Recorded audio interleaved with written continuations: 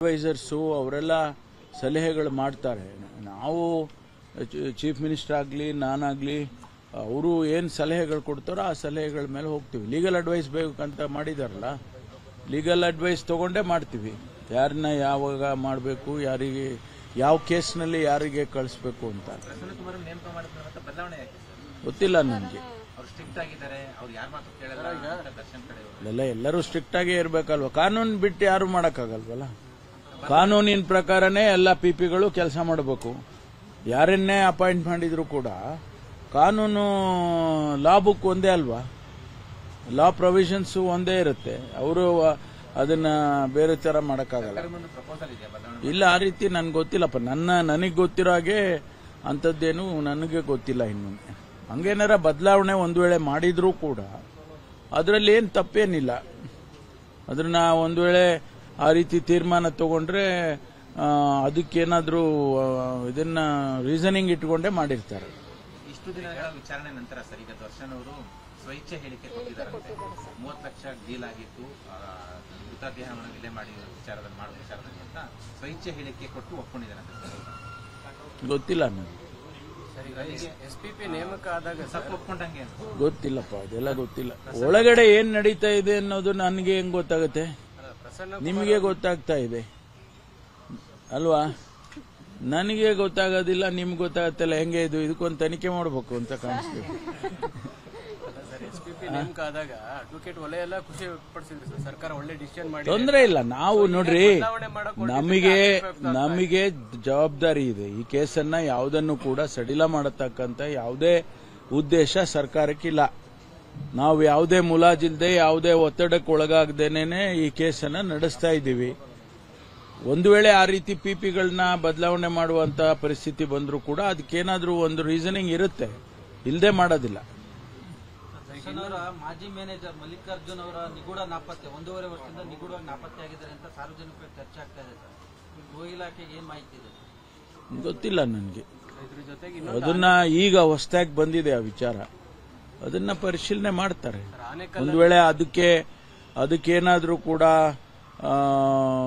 ತನಿಖೆ ಮಾಡಬೇಕು ಅಂತ ಏನಾದ್ರೂ ಕೂಡ ಅನ್ಸಿದ್ರೆ SITನವರು ತೀರ್ಮಾನ ಮಾಡ್ತಾರೆ. ಒಂದು ವೇಳೆ ಸರ್ಕಾರದ ಪರ್ಮಿಷನ್ ಬೇಕು ಅಂದ್ರೆ ನಾವು ಕೊಡ್ತೇವೆ. ಫಾರ್ಮ್ ಹೌಸ್ ಅಲ್ಲಿ ವರ್ಕ್ ಮಾಡ್ತಿದ್ದ ಶ್ರೀಧರನ ಮ್ಯಾನೇಜರ್ ಸೂಸೈಡ್ ಆಗಿತ್ತು. ಈಗ ಹೊಸ ಆನೇಕಲ್ ಗೊತ್ತಾಯ್ತು ನನಗೆ ನೀವು ಹೇಳಿದ್ದು. ಬಟ್ ನಮಗೆ ಅದಕ್ಕೆ ಈ ಕೇಸಿಗೂ ಸಂಬಂಧ ಇದ್ರೆ SIT ನೋಡ್ಕೊಳ್ಳುತ್ತೆ. ಒಂದು ವೇಳೆ ದರ್ಶನ್ ಅವ್ರ ಬಗ್ಗೆ ಫರ್ದರ್ ಇನ್ವೆಸ್ಟಿಗೇಷನ್ಸ್ ಮಾಡಬೇಕು ಅಂದ್ರೆ ಅವರು ನಮಗೆ ಸರ್ಕಾರನ ಕೇಳ್ತಾರೆ. ಕೇಳಿದಾಗ ನಾವು ಅದೇನು ಅವರು ಯಾವ ಕಾರಣ ಕೊಟ್ಟಿರ್ತಾರೆ ಅದೆಲ್ಲ ನೋಡಿಕೊಂಡು ತೀರ್ಮಾನ ಮಾಡ್ತೀವಿ. ಫ್ಯಾಮಿಲಿಯವರು ಕೂಡ ಇದು ಸೂಸೈಡ್ ಅನ್ಕೊಂಡು ಸುಮ್ಮನಾಗಿದ್ರು. ಈಗ ರೇಣುಕಾ ಸ್ವಾಮಿ ಹೊರಗೆ ಬಂದ್ಮೇಲೆ ಅವ್ರಿಗೂ ಕೂಡ ಈ ಸಾವು ಬಗ್ಗೆ ಅನುಮಾನ ಬರ್ತಾ ಇದೆ. ಸ್ವಾಭಾವಿಕವಾಗಿ ಇಂಥ ಸಂದರ್ಭದಲ್ಲಿ ಅವೆಲ್ಲ ಮನಸ್ಸಿಗೆ ಬರೋದು ಸ್ವಾಭಾವಿಕ. ಅದನ್ನ ಪೊಲೀಸ್ನವರು ಯಾವ ರೀತಿ ತಗೊಳ್ತಾರೆ ನೋಡಬೇಕು. ಒಂದು ವೇಳೆ ಇನ್ವೆಸ್ಟಿಗೇಷನ್ ಅದನ್ನು ಇದರ ಜೊತೆಯಲ್ಲೇ ಮಾಡಬೇಕು ಅನ್ನೋದಿದ್ರೆ ರೀಓಪನ್ ಮಾಡಬೇಕಾಗುತ್ತೆ. ಅದನ್ನ ಅವರು ನಮಗೆ ಕೇಳ್ತಾರೆ, ಸರ್ಕಾರಕ್ಕೆ ಕೇಳ್ತಾರೆ. ಅವಾಗ ನಾವು ಅವರಿಗೆ ಪರ್ಮಿಷನ್ ಕೊಡ್ತೀವಿ. ನಾಳೆ ಬಿಜೆಪಿಯಿಂದ ರಸ್ತೆ ತಡೆ ಮಾಡ್ತಾರಂತೆ. ಇಡೀ ರಾಜ್ಯಾದ್ಯಂತ ರಸ್ತೆ ತಡೆ. ಸಿಎಂ ಎಲ್ಲೆಲ್ಲಿ ಹೋಗ್ತಾರೆ ಅಲ್ಲೆಲ್ಲ ಗಿರವ್ ಮಾಡಬೇಕು. ಅದಕ್ಕೆ ಏನ್ ಕ್ರಮ ತಗೋಬೇಕೋ ತಗೊಂತೀವಿ. ಲಾಠಿ ಚಾರ್ಜ್ ಮಾಡ್ಬೇಕಾ ಮಾಡ್ತೀವಿ. ಅವ್ರನ್ನ ತೆರವುಗೊಳಿಸಕ್ಕೆ ಏನ್ ಬೇಕೋ ಅದೆಲ್ಲ ಮಾಡ್ತೀವಿ. ಯಾಕೆಂದ್ರೆ ಅವರು ಪರ್ಮಿಷನ್ ತಗೊಂಡು ರಸ್ತೆ ತಡೆ ಮಾಡಿದ್ರೆ ಅದು ಬೇರೆ ವಿಚಾರ. ಒಂದು ವೇಳೆ ಅರ್ಧ ಗಂಟೆ ಒಂದೊಂದ್ಸಾರಿ ಪೊಲೀಸ್ನವ್ರು ಪರ್ಮಿಷನ್ ಕೊಡ್ತಾರೆ, ಅರ್ಧ ಗಂಟೆ ನೀವು ತಡೀಬಹುದು, ಆಮೇಲೆ ಹೊಟ್ಟೋಗ್ಬಿಡಿ ಅಂತ ಹೇಳ್ತಾರೆ. ಆ ರೀತಿ ಏನಾರ ಪರ್ಮಿಷನ್ ಕೊಟ್ಟಿದ್ರೆ ಅದಕ್ಕೆ ಸಮಂಜಸವಾಗಿ ಇರುತ್ತೆ. ಒಂದು ವೇಳೆ ಆ ರೀತಿ ಇಲ್ಲದೆ ಹೋದ್ರೆ ಅದಕ್ಕೆ ಕಾನೂನು ಪ್ರಕಾರ ಸುಪ್ರೀಂ ಕೋರ್ಟ್ನಲ್ಲೇ ಆದೇಶ ಆಗಿದೆ. ಯಾವುದೇ ರೀತಿ ಈ ರೀತಿ ರಸ್ತೆ ತಡೆಗಳು ಆ ರೀತಿ ಎಲ್ಲ ಪ್ರತಿಭಟನೆಗಳು ಮಾಡಬಾರ್ದು ಅಂತ ಸುಪ್ರೀಂ ಕೋರ್ಟ್ ಹೇಳಿದೆ.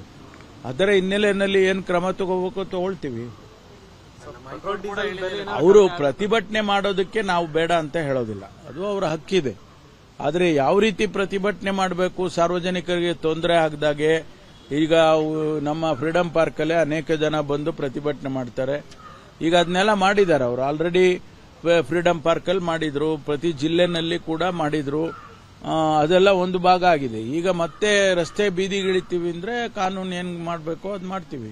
ಪೆಟ್ರೋಲ್ ಡೀಸೆಲ್ ಏನಾದ್ರು ಕಡಿಮೆ ಆಗ್ಬೋದಾ ಸರ್? ವಿಪಕ್ಷದವ್ರಿಗೆ ಈಗ ಮುಂದಿನ ಆಗ್ರಹ ಇರೋದು ಅವ್ರಿಗೆ ಮುಖ್ಯಮಂತ್ರಿಗಳು ವಾಲ್ಮೀಕಿ ಅಭಿವೃದ್ಧಿ ನಿಗಮದಲ್ಲಿ ಅವರ ಹಸ್ತಕ್ಷೇಪ ಇದೆ, ಅವರ ಮೂಗಿನ ನೆರಳಲ್ಲಿ ಆಗಿರ್ತಕ್ಕಂಥದ್ದು ಅನ್ನೋ ಒಂದು ಕಾರಣಕ್ಕೆ ಈ ಅವರ ರಾಜೀನಾಮೆಗೆ ಪಟ್ಟಿರತಕ್ಕಂಥದ್ದು. ಈಗ ಅದನ್ನೇ ಮುಂದೆ ಪ್ರೂವ್ ಮಾಡಲಿ, ಅವರು ಪ್ರೂವ್ ಮಾಡಲಿ. ಈಗ ಸಿಬಿಐ ಕೂಡ ಸಿಬಿಐ ಅಂತ ಯಾವಾಗೂ ಕೂಗಾಡ್ತಿರ್ತಾರೆ. ಸಿಬಿಐ ಕೂಡ ಪ್ರವೇಶ ಮಾಡಿದೆ ಇದಕ್ಕೆ ಇನ್ವೆಸ್ಟಿಗೇಷನ್ ಅಲ್ಲಿ. ಬ್ಯಾಂಕ್ ಫ್ರಾಡ್ ಅಂತ ಹೇಳಿ ಅವರು ಕೂಡ ಇನ್ವೆಸ್ಟಿಗೇಷನ್ ಮಾಡ್ತಾ ಇದ್ದಾರೆ. ಮಾಡಲಿ. ಪೆಟ್ರೋಲ್ ಡೀಸೆಲ್ ಏನಾದ್ರು ಕಡಿಮೆ ಆಗ್ಬೋದಾ ಸರ್? ಸರ್ಕಾರನೇ ಏನಾದ್ರು ನೋಡಿ, ಈಗ ತೀರ್ಮಾನ ಮಾಡಿದೀವಿ, ಪ್ರಕಟಣೆ ಮಾಡಿದೀವಿ. ಈಗ ಜನ ಪೇಮೆಂಟ್ ಮಾಡ್ತಾ ಇದ್ದಾರೆ, ಆಯ್ತಾ. ಆಮೇಲೆ ಪಕ್ಕದ ರಾಜ್ಯದವರು ಕೂಡ ಇಲ್ಲಿಗೆ ಬಂದು ತಗೊಂಡು ಹೋಗ್ತಾರೆ, ಯಾಕೆಂದ್ರೆ ಇನ್ನೂ ಕಡಿಮೆ ಇದೆ ಅಂತೇಳಿ ಇಲ್ಲೇ ಬಂದು ಪೆಟ್ರೋಲ್ ಹಾಕ್ಸ್ಕೊಂಡು ಹೋಗ್ತಾರೆ. ಆ ಪರಿಸ್ಥಿತಿ ಇಲ್ಲಿರುವಾಗ ಕಡಿಮೆ ಮಾಡೋ ಪ್ರಶ್ನೆ ಬರಲ್ಲ. ಪೆಟ್ರೋಲ್ ಡೀಸೆಲ್ ಜೊತೆ ನೀರಿನ ಬಿಲ್ ಹೆಚ್ಚಿಗೆ ಮಾಡುವ ಬಗ್ಗೆ ಏನೋ ಚರ್ಚೆ ನಡೀತಿದೆ ಅಂತೆ. ಗೊತ್ತಿಲ್ಲ, ಅದು ನಮ್ಮ ಉಪಮುಖ್ಯಮಂತ್ರಿಗಳಿಗೆ ಸೇರಿದ್ದು ಇಲಾಖೆ. ಬಸ್ ದರ ಏರಿಕೆಗೂ ಪ್ರಸ್ತಾವನೆ ಬಂದಿದೆ. ಅಲ್ಲಲ್ಲ, ನೋಡಿಯಪ್ಪ, ನಮ್ದು ಪೊಲೀಸ್ ಇಲಾಖೆ, ಆಯ್ತಾ. ನೀರಿನ ದರ ಏರಿಸೋದು, ಬಸ್ ದರ ಏರಿಸೋದು ಅವ್ರವ್ರ ಇಲಾಖೆಗಳಿಗೆ ಸಂಬಂಧಪಟ್ಟಿದ್ದು. ಅದಕ್ಕೆ ನಮಗೆ ಏನಾದರೂ ಕೇಸ್ ಬಂದು ಅವ್ರ ಮೇಲೆ ಕೇಸ್ ಬುಕ್ ಮಾಡಿ ಅಂತ ನೀವು ಕಂಪ್ಲೇಂಟ್ ಕೊಟ್ರೆ ಅವಾಗ ನಮಗೆ ಬರುತ್ತೆ. ಇಲ್ಲಿ ತನಕ ಆ ರೀತಿ ಯಾವುದೂ ಆಗಿಲ್ಲ. ಕೊಡಿ, ಯಾರು ಕೇಸ್ ಕೊಟ್ಟರು ನಾವು ತಗೊಂತೀವಿ. ಬೆಂಗಳೂರಿನಿಂದ ಮಂಗಳೂರುವರೆಗೆ, ಬೀದರ್ನಿಂದ ಚಾಮರಾಜನಗರದವರೆಗೆ ನಿಮ್ಮ ಸುದ್ದಿ ನಿಮ್ಮದೇ ಭಾಷೆಯಲ್ಲಿ. ಕರ್ನಾಟಕ ತಕ್.